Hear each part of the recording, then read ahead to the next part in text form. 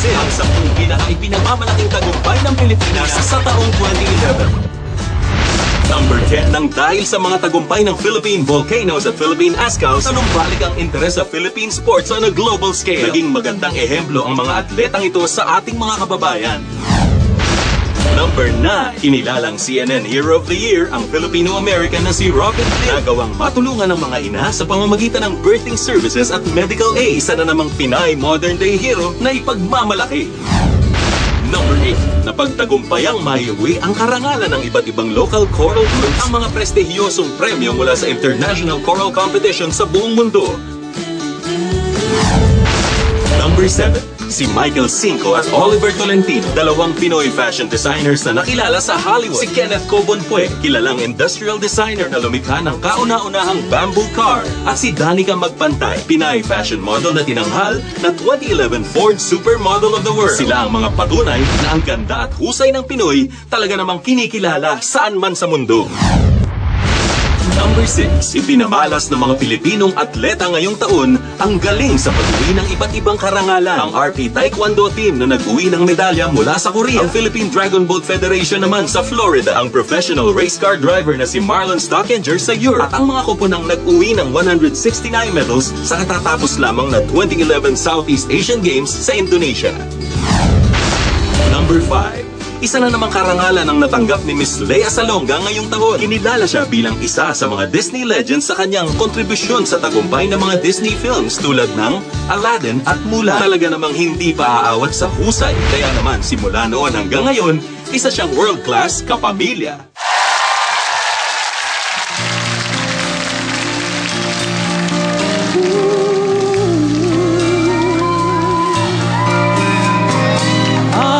Show you the world, shining, shimmering, splendid. Tell me, princess, now when did you last let your heart decide? I can open your eyes, take you wonder by wonder, over, sideways, and under.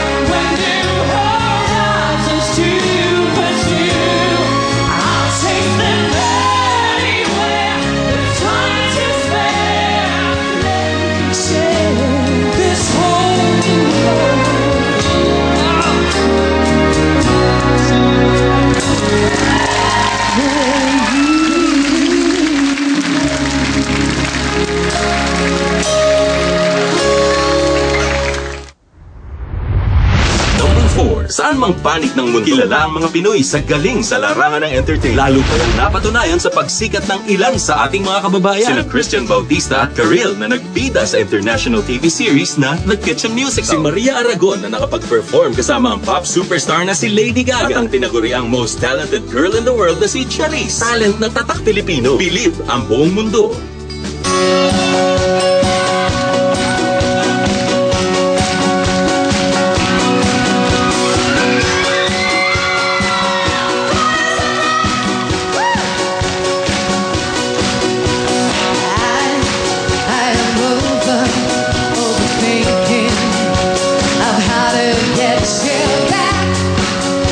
Checking for a weekend, and I ain't going back.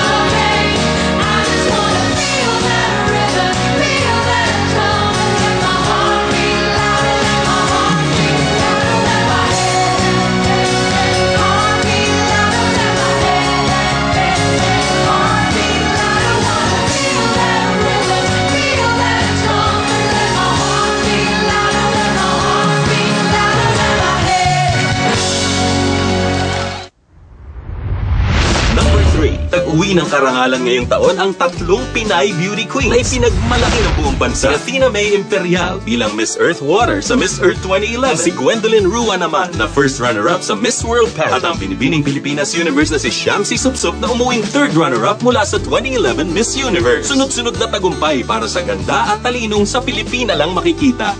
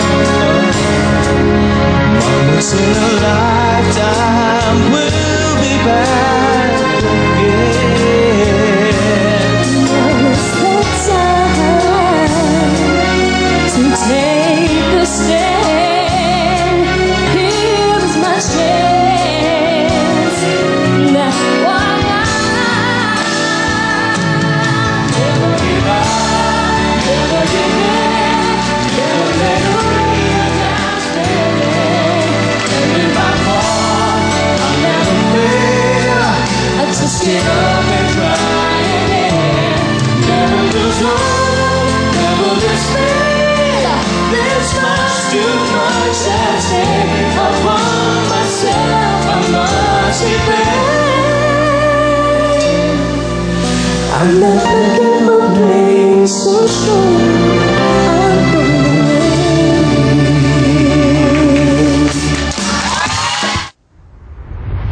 Number 2, mga yaman ng bansang kinilala sa buong mundo ngayong taon. Ang largest crocodile in captivity mula sa Agusan na si Lolo at ang itinanghal na bahagi ng New 7 Wonders of the World, Puerto Princesa Underground River. Parehong nagpatunay na hindi lamang sa talent kundi pati sa natural na yaman ay tagumpay ang Pinoy.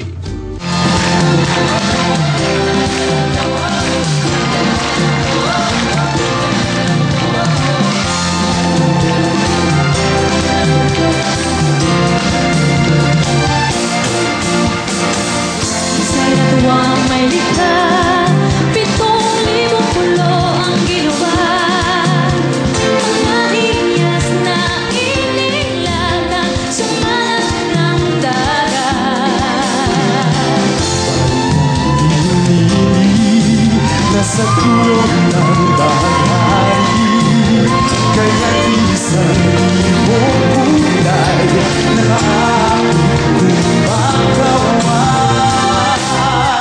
Piliin mo ang Pilipinas, ang Pinas na Pinas. Piliin mo yung papi mo, piliin mo ang Pilipinas.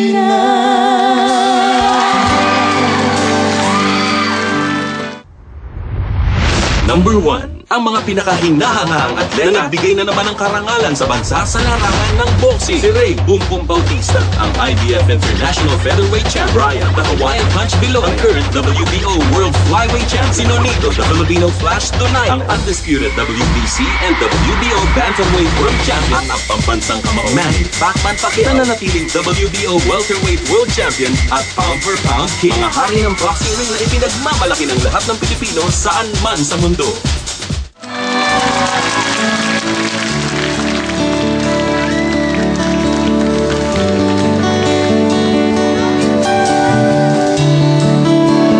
This is the time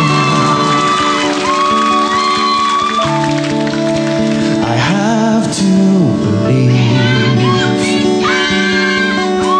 no one can take my faith.